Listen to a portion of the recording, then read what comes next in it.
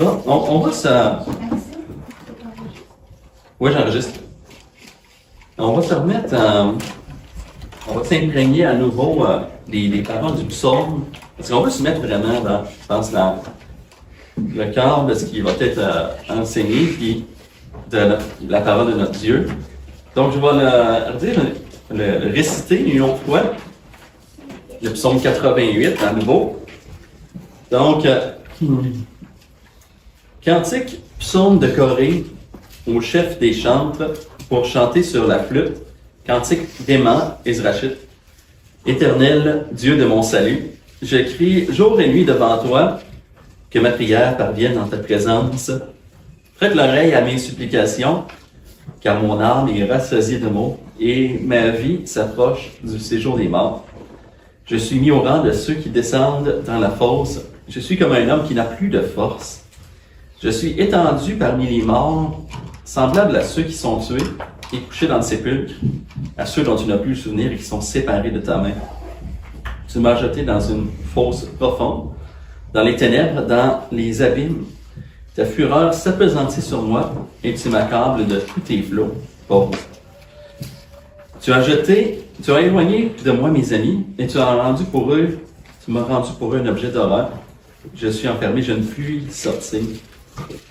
Mes yeux se consument dans la souffrance. Je t'invoque tous les jours, ô Éternel. J'étends vers toi les mains. Est-ce pour les morts que tu fais des miracles? Les morts se lèvent-ils pour te louer? Pause. Parle-t-on de ta bonté dans le sépulcre, de ta fidélité dans l'abîme? Tes prodiges sont-ils connus dans les ténèbres et ta justice dans la terre de l'oubli? Ô Éternel, j'implore ton secours, et le matin ma prière s'élève à toi. Pourquoi, Éternel, repousses-tu mon âme? Pourquoi me caches-tu ta face? Je suis malheureux et moribond dès ma jeunesse. Je suis chargé de tes terreurs. Je suis troublé. Tes fureurs passent sur moi. Tes terreurs m'anéantissent. Elles m'enveloppent tout le jour comme les eaux. Elles m'enveloppent tout à la fois. Tu as éloigné de moi mes amis et compagnons. Mes intimes ont disparu. C'est tout qu'un psaume, hein, c'est tout qu'un texte qui nous affecte en lisant ça. On va commencer juste par l'introduction, juste quelques faits qui peuvent être intéressants. On ne connaît pas beaucoup de choses sur Héman, le gars qui l'a écrit. On sait qu'il était voyant de David. Il est écrit à un endroit. David l'avait établi sur la musique avec ses 14 fils et 3 filles. Il est nommé dans les chefs de la musique, dans 1 Chronique 25, avec Asaph, Jéduthun et Étan, son frère. Étan et Héman, ses 2 frères, auteur du psaume 89. Puis j'ai vu à quelque part, c'est possible qu'Étan soit aussi appelé Jéduthun, puis dans ce cas-là, il serait aussi l'auteur de 62. Fait que c'est presque tout ce qu'on sait sur lui. Puis je pense qu'il y a quelque chose de fondamental là-dedans. Donc, on ne sait rien de ces gars. C'est intéressant, par exemple, tout, c'est le psaume de David, le psaume d'Héman, Étan, Jéduthun, puis c'est tout dans le même temps. Tous les psaumes qui ont une auteur, je pense que tous les auteurs qui sont dits des psaumes, c'est tous ces 4-5-là. Fait que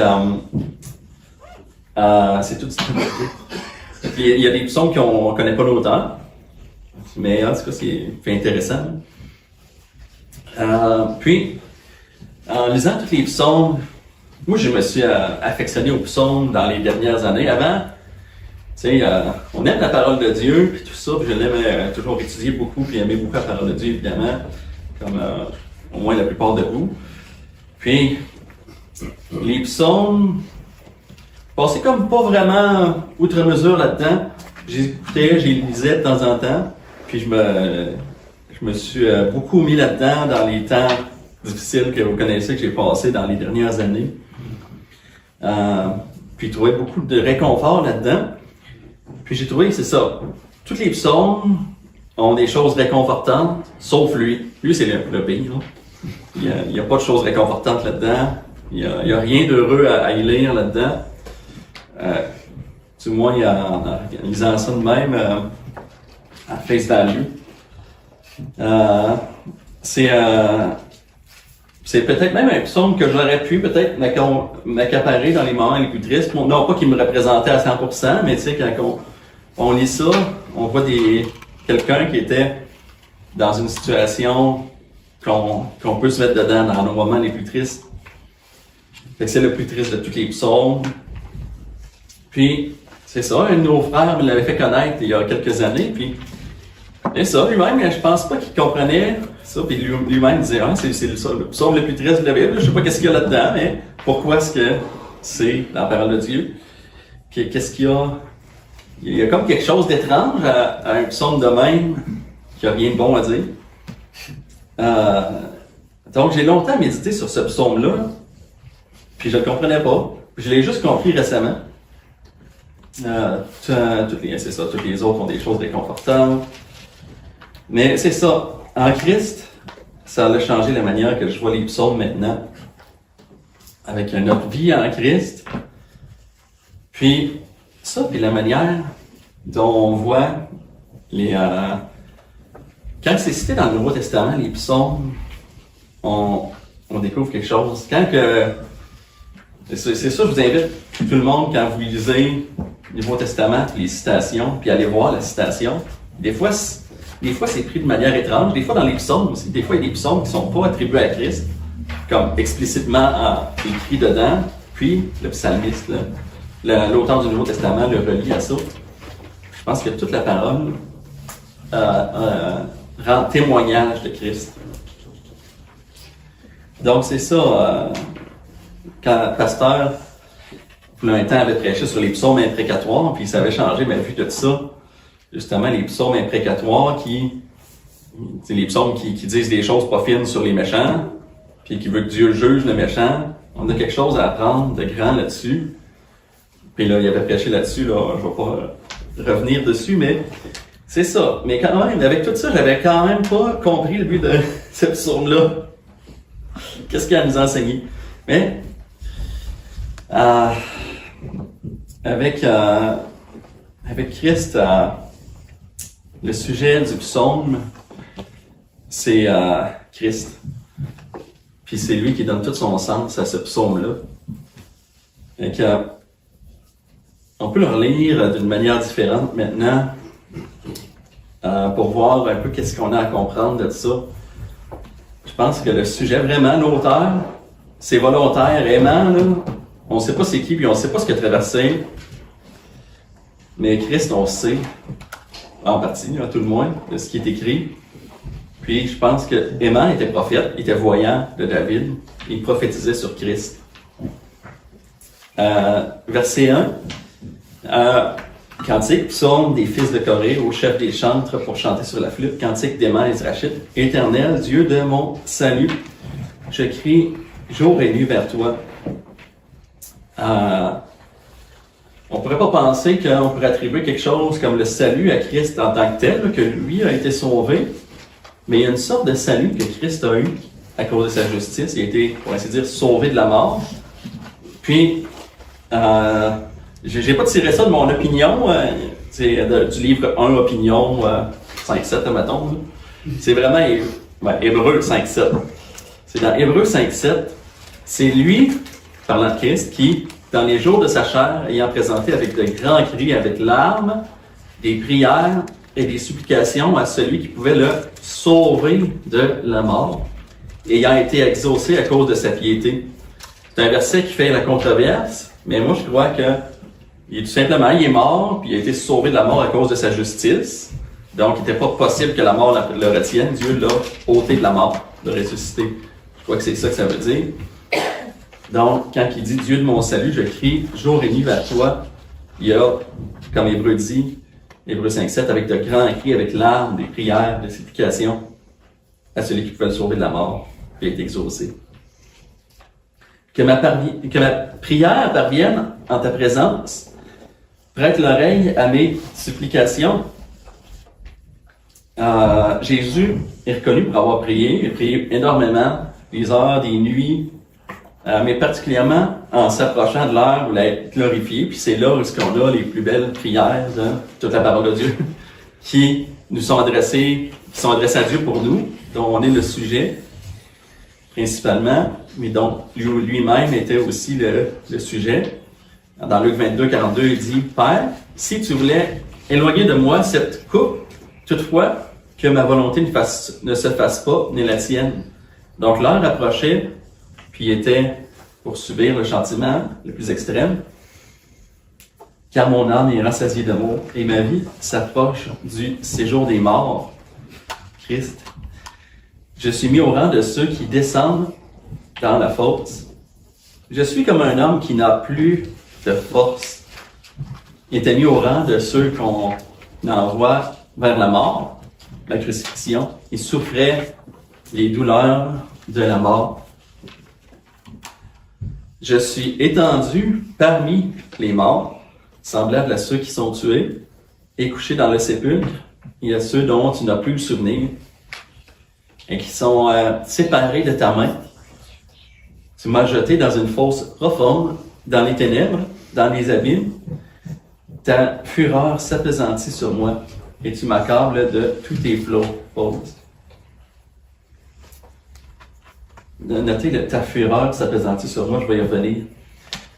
Tu as éloigné de moi mes amis, tu as rendu pour eux un sujet d'horreur. Je suis renfermé, je ne puis sortir. Mes yeux se consument dans la souffrance. Je t'invoque tous les jours, ô Éternel. J'étends vers toi les mains. Est-ce pour les morts que tu fais des miracles? Les morts se lèvent-ils pour te louer? Je crois que là, dans le séjour des morts, il était sorti de là. Il invoquait Dieu dans le séjour des morts. Parle-t-on de ta bonté dans le sépulcre, ta fidélité dans l'abîme? Tes prodiges sont-ils connus dans les ténèbres et ta justice dans la terre de l'oubli? À Isaïe 53, il est écrit, c'est 8. Il a été enlevé par l'angoisse et le châtiment. Et parmi ceux de sa génération, qui a cru qu'il était retranché de la terre des vivants et frappé pour les péchés de mon peuple? Notez, qui a cru? Il n'y a personne, tu sais.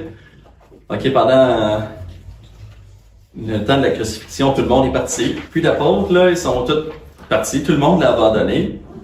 Ben Pierre, évidemment, c'est là qui avait fait des instances particulières disant qu'il ne l'abandonnerait jamais. Sa famille ne croyait pas en lui. Tu sais, des fois, c'est autant un abandon de se faire littéralement abandonner par quelqu'un. OK, je m'en vais, je ne veux plus te voir, que je crois pas du tout en toi, là. Tu s'en vas dans une direction que je crois pas du tout en toi, la famille, en tant que chrétien, là. On a des gens qui refusent plus, pas nécessairement de nous voir, mais qui croient pas du tout dans ce qu'on fait, puis ils nous suivent pas du tout, là. Fait qu'il y a un abandon là-dedans, puis Christ l'a certainement vécu. Puis encore dans Isaïe 53, verset 10, il a plu à l'Éternel de le briser par la souffrance. Après avoir livré sa vie en sacrifice pour le péché, il verra une postérité, prolongera ses jours, et l'œuvre de l'Éternel prospérera entre ses mains. Donc il a plu à l'Éternel de le briser par la souffrance. Je vois ça comme on disait tout à l'heure, ta fureur s'appesantit sur moi. Toute la fureur de Dieu qui s'appesantit sur Christ, et tu m'accordes de tous tes flots. Donc, Christ, il a subi toute cette souffrance-là. Le psaume 22, un psaume qui est très évidemment sur Christ, c'est celui qui dit « Mon Dieu, pourquoi m'as-tu abandonné? » Puis il met tous les détails de la crucifixion, des siècles et des siècles en avance. Donc celui-là, c'est très clair qu'il parle de Christ, puis qu'il parle des souffrances, je crois, physiques qu'il a eues. Puis ici, je crois qu'on parle de l'abandon de Christ, comment que les gens l'ont abandonné, puis comment est-ce qu'il a subi l'abandon, puis que c'était voulu. Donc, c'était pas en vain qu'il a subi ça, mais c'était nécessaire. Puis, donc, c'est ça, on va revenir un peu sur le thème de l'abandon dans quelques minutes, mais je crois que c'était nécessaire dans le but du sacrifice. Il était envoyé dans le séjour des morts, comme on a lu, il parlait du séjour des morts, mais il n'a pas été abandonné. Donc, acte 2, il cite le psaume 2, c'est traduit de différentes manières, mais je crois que l'acte 2 nous le dit bien. Car tu n'abandonneras pas mon âme au séjour des morts. Je crois qu'il a été, il est écrit dans, je pense, 1 Pierre ou quelque chose de même, parce qu'il a été prêché aux esprits en prison, quelque chose comme ça. Mais je crois qu'il a été pour, justement, on va dire, pour les saints de l'Ancien Testament. Puis, il n'a pas été abandonné au séjour des morts. Et tu ne permettras pas que ton sein voie la corruption. Son corps n'a pas vu la corruption. Donc, si on continue, dans le verset 13 du psaume, « Ô Éternel, j'implore ton secours, et le matin, ma prière s'élève à toi. Pourquoi, Éternel, repousses-tu mon âme, et pourquoi me caches-tu ta face? » On va vraiment... Moi, c'est quand je vois ça, je vois vraiment Christ sur la croix. Pourquoi me caches-tu ta face?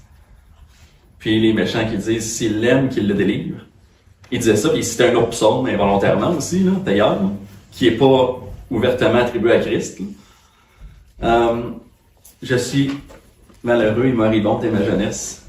Je suis chargé de tes terreurs, je suis troublé. Isaïe 53 encore. C'est tellement beau voir ça, des siècles d'avance, Christ. Méprisé et abandonné des hommes de douleur et habitués à la souffrance. Semblable à celui dont on détourne le visage, nous l'avons dédaigné. Nous avons fait de lui aucun cas. Donc c'est Christ, notre homme de douleur. Donc, puis Hébreux 2, si on lit Hébreux 2, d'ailleurs, si on lit Hébreux 2, tout comment je dirais ça, le passage nous vient à décrire Christ dans sa souffrance, puis que sa souffrance était pour nous. Hébreux 2:10, il dit, il a été élevé, Dieu a élevé par les souffrances le prince de notre salut. Donc, des fois, les souffrances de Christ nous semblent lointaines, mais ce psaume nous les rapproche. Par la mort, il a anéanti la mort. Par les souffrances, il a anéanti, c'est-à-dire les souffrances. Donc, un jour, il n'y aura plus de souffrance. D'ailleurs, je vous aller voir, on va aller voir Hébreux 2, un petit tour là. Hébreux 2.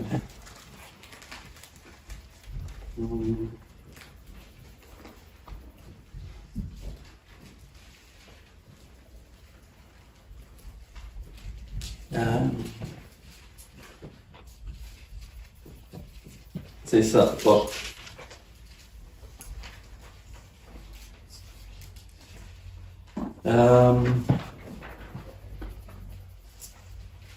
Donc, verset 7, il est écrit, tu l'as baissé pour un peu de temps dessous des anges, tu l'as couronné de gloire et d'honneur. Donc, à cause de tout ce qu'il a souffert, il a été couronné de gloire et d'honneur. Verset 9, mais celui qui a été abaissé pour un peu de temps au-dessus des anges, nous le voyons couronné de gloire et d'honneur à cause de la mort qu'il a souffert, afin que, par la grâce de Dieu, il souffrit la mort pour tous. Il convenait, comme on a lu en effet, ceux pour qui et par qui sont toutes choses et qui voulaient conduire à la gloire. Il nous a conduits à la gloire, beaucoup de fils, élevant à la perfection par les souffrances le prince de leur salut. Puis notez ici, verset 11-12, mais car celui qui sanctifie et ceux qui sont sanctifiés sont tous issus d'un seul. C'est pourquoi il n'a pas honte de les appeler frères lorsqu'il dit « J'annoncerai ton nom à mes frères ». Ça, c'est dans le psaume 22 que j'ai dit tout à l'heure, celui qui détaille les souffrances de Christ sur la croix. « Je te célébrerai au milieu de l'assemblée. Et encore, je me confierai en toi.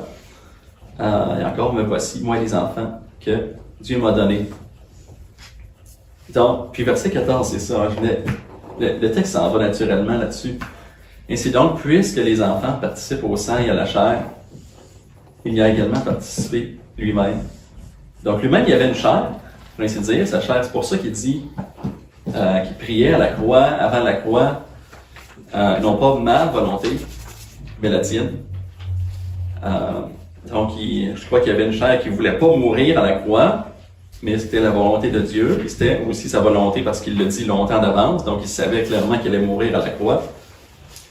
Mais il a participé lui-même sans péché, afin que par la mort, il anéantit celui qui avait la puissance de la mort, c'est-à-dire le diable. Donc, verset 17, en conséquence, il a dit être semblable en toutes choses à ses frères, afin qu'il fût un souverain sacrificateur miséricordieux et fidèle dans le service de Dieu pour faire l'expiation des péchés du peuple. Car, ayant été tenté lui-même dans ce qu'il a souffert, il peut secourir ceux qui sont tentés. Donc, vous voyez ici, là, on a quelqu'un, c'est ça, il a été rendu semblable, verset 17, en toutes choses à ses frères. Donc, il a souffert plus que nous en toutes choses. Il a souffert l'abandon plus que nous. Il a souffert la mort pire que nous.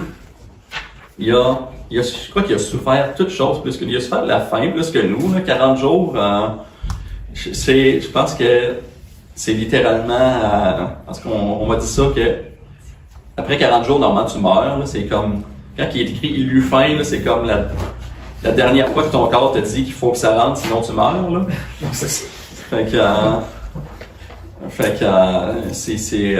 pense qu'il a été tenté en toutes choses. Il y a des choses qu'on voit clairement, ok, la faim, la soif, dans le désert, Satan qui offre toutes choses. Puis l'abandon du psaume 88. Donc, il a été abandonné par tous, puis c'était voulu.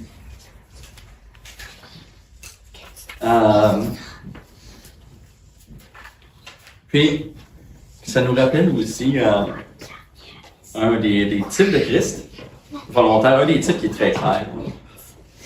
Les brebis qu'on sacrifiait dans l'Ancien Testament, dans Lévitique 16, 21-22. Donc, 21, Aaron posera ses deux mains sur la tête du bouc vivant, et il confessera sur lui toutes les iniquités des enfants d'Israël et toutes les transgressions par lesquelles ils ont péché. Il les mettra sur la tête du bouc, puis il le chassera dans le désert à l'aide d'un homme qui aura cette charge. Le bouc emportera sur lui toutes leurs iniquités dans une terre désolée. Il sera chassé.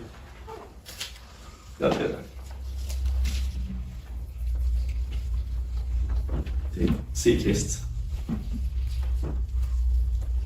Donc, il s'en va, abandonné par tout le monde dans le désert. C'est d'ailleurs écrit comme Christ a souffert hors du camp, dans l'Hébreu. Donc, aussi abandonné par tous en dehors de la ville, comme le bouc ici a été chassé dans le désert en dehors de la ville.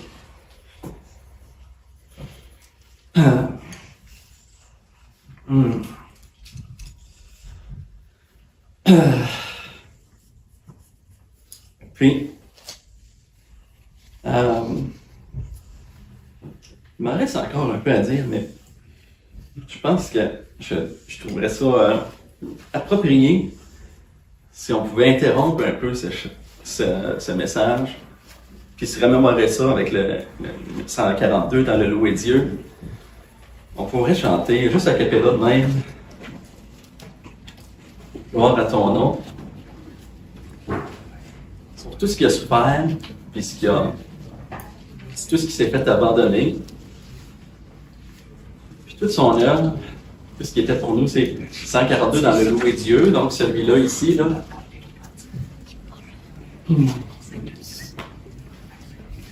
C'est drôle de chanter hier. Salut. Donc, on est tous ouverts là. On va y aller. Je veux te rendre grâce, un jour tu m'as sorti de la fosse éternelle que je faisais moi-même. Gloire à ton nom, Seigneur Jésus, gloire à ton nom éternel, gloire à ton nom, Seigneur. Seigneur Jésus, gloire à ton nom éternel. Je veux te rendre grâce pour ta source de paix. Elle a jailli un jour au profond de mon âme. Gloire à ton nom, Seigneur Jésus, gloire à ton nom éternel, gloire à ton nom, Seigneur Jésus, gloire à ton nom éternel. Je veux te rendre grâce pour toutes les épreuves. Elle purifie ma foi et me façonne à toi. Gloire à ton nom, Seigneur Jésus, gloire à ton nom éternel, gloire à ton nom, Seigneur Jésus, gloire à ton nom éternel. Je veux te rendre grâce, ton esprit me fait croître comme un grand arbre fruit au milieu de la mort.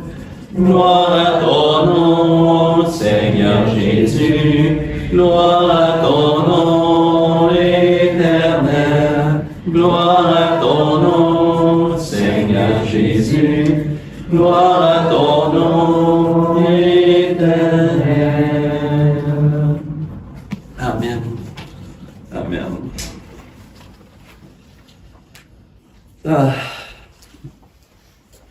Puis, une des grandes vérités aussi qu'on peut s'accaparer là-dedans, c'est qu'on est en lui.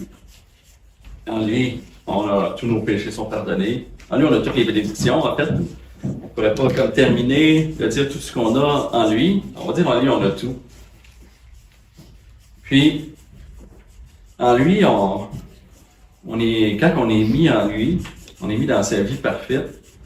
Ça, on avait peut-être certains s'en souviennent, je ne sais pas, mais on avait découvert un peu, le pasteur avait montré à l'église qu'on avait découvert à GFI aux États-Unis.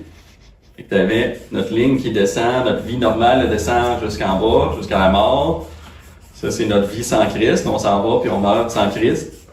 Puis on a la ligne de la vie éternelle en Jésus-Christ, passé, éternel, présent, futur, dans l'éternité. Puis maintenant, on est greffé dans sa vie. C'est plus moi qui vis, c'est lui qui vit en moi. Puis on est en lui. Qu'en lui, on a un nouveau futur. On va aller au ciel. Donc, c'est une méchante grosse bénédiction. Donc, on va être avec lui pour toujours. On a un nouveau présent. Là, on est rendu enfant de Dieu. Puis je pense que même aussi, on peut s'attribuer le passé en Christ. Donc, en Christ, on a un nouveau passé. Aussi, c'est plus vrai toutes les choses qu'on était avant. Donc, on n'est plus un tel qui est pas bon dans telle affaire, on n'est plus le pas bon d'avant, pas bon, pas bonne. Ou même celui qui était bon avant dans plein de choses, on est plus ce qu'on était avant, on est une nouvelle créature. Je pense que son passé nous est attribué. Maintenant, on est rendu sans péché, fait que c'est plus notre passé. En Christ, on peut s'accaparer l'œuvre parfaite de Christ pour notre vie, pour toute notre vie. Tous ceux qui ont vécu des abus, tout ça aussi, là, pensez à ça, là. Des abus dans l'enfance de plusieurs types, des abus même adultes aussi.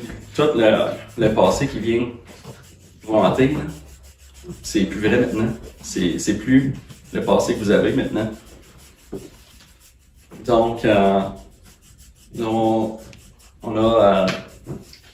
on est pour ainsi dire devenu celui qui a été abandonné dans le psaume 88. Vous voyez le thème de ce mois-ci, on a un nouveau passé, présent et futur.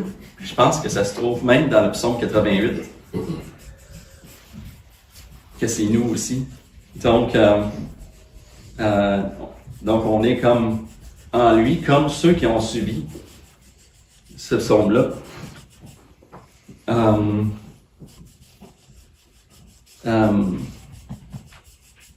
Donc, maintenant aussi, on peut s'attribuer ce psaume-là aussi comme dans le présent, dans un certain sens. Parce que lorsque nous sommes abandonnés, parce qu'on est abandonnés en Christ, notre famille, nos amis, tout change. Puis, c'est dans le commun de nous de souffrir l'abandon à cause de Christ, à cause de sa vie. On est rendu semblable à lui. On souffre avec lui, puis lui il souffre avec nous. En 1 Pierre 4, 12, il dit, puis la suite, bien-aimés, ne soyez pas surpris. Il ne faut jamais être surpris de ça, comme d'une chose étrange qui vous arrive, la fournaise qui est au milieu de vous pour vous éprouver. Réjouissez-vous au contraire de la part que vous avez aux souffrances de Christ. Donc on a une part qu'on a aux souffrances de Christ, qu'on se réjouit, afin que vous soyez aussi dans la joie et l'allégresse lorsque sa gloire apparaîtra. Si vous êtes outragés pour le nom de Christ, comme le psalmiste, vous êtes heureux parce que l'Esprit de gloire, l'Esprit de Dieu repose sur vous.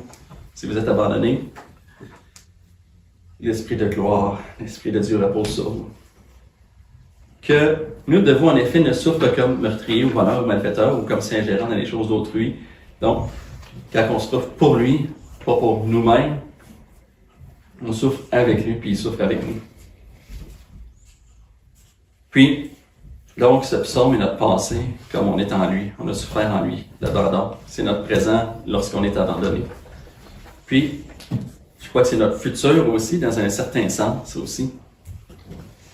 Parce que lorsque nous mourrons dans la chair, lorsqu'on passera par la mort, on va être seul puis abandonné, pour ainsi dire. On peut être abandonné, on peut ne pas être seul dans notre lit de mort, mais après, quand on meurt, on passe seul vers la mort. Puis on pourra dire, quant à notre chair, ce que le psaume dit, Dieu de mon salut, je crie jour et nuit vers toi, que ma prière revienne dans ta présence. Mon âme est rassasiée de mots, ma vie s'approche du séjour des morts. Je suis mourant de ceux qui descendent dans la fosse, comme un homme qui n'a plus de force, étendu parmi les morts, semblable à ceux qui sont tués, couchés dans le sépulcre. Tu m'as jeté dans une fosse profonde, dans les ténèbres, dans les abîmes. Tu as éloigné de moi mes amis, parce que les amis, ils restent sur terre. Mais au ciel, on va les revoir, heureusement, mais en Christ. Mais quand on s'en va vers la mort, il faut les voir partir. Est-ce pour les morts que tu fais des miracles? Les morts se lèvent-ils pour te louer? Ben, ils vont se lever pour le louer à la résurrection des morts. Mais, c'est ça, on pourra dire à l'Éternel, j'implore ton secours, et le matin, ma prière s'élève vers toi. On pourra dire à cause de Christ, ben Dieu pourra dire à cause de Christ, il va pouvoir nous dire, c'est bien, bon et fidèle serviteur, entre dans la joie de ton maître. Puis on pourra dire aussi comme Christ, j'étais mort et voici je suis vivant au siècle des siècles. Tout ça à cause de ce qu'on a lu. Lorsque tous nous aurons abandonnés, Christ, il va rester notre seul secours. Puis c'est toute une bénédiction. Là. Il y a un cantique, là, il y en mérite beaucoup qu'on ait en français. Peut-être que c'est dans les projets, qui sait, là, parce que c'est dans les mêmes auteurs que certains des nouveaux dans notre livre vert qu'on aime beaucoup. Puis il dit, c'est All I have is Christ. Donc, ça chante Alléluia, all I have is Christ. Alléluia, Jesus is my life. Fait tout ce que j'ai, c'est Christ. Alléluia. Tout ce que Jésus c'est ma vie. Alléluia. Fait que, maintenant, quand on n'a plus rien, quand tous nous ont abandonnés, il nous reste juste ce qui est le plus précieux et ce qui est le plus merveilleux. Puis on ne peut plus s'appuyer sur tout ce qu'on avait. Puis on peut juste s'appuyer sur Christ. Puis c'est ce qui est merveilleux. Donc lorsque Lorsque vous êtes dans les souffrances, sans recours, vous êtes à la bonne place, avec Christ, votre secours. Il a souffert pour vous le plus grand abandon, la plus grande souffrance, la plus grande détresse, mais il vous donne la plus grande présence, le plus grand secours, la plus grande paix, puis le plus grand bonheur. Amen. Amen. On va prier, puis on va prendre un temps de prière.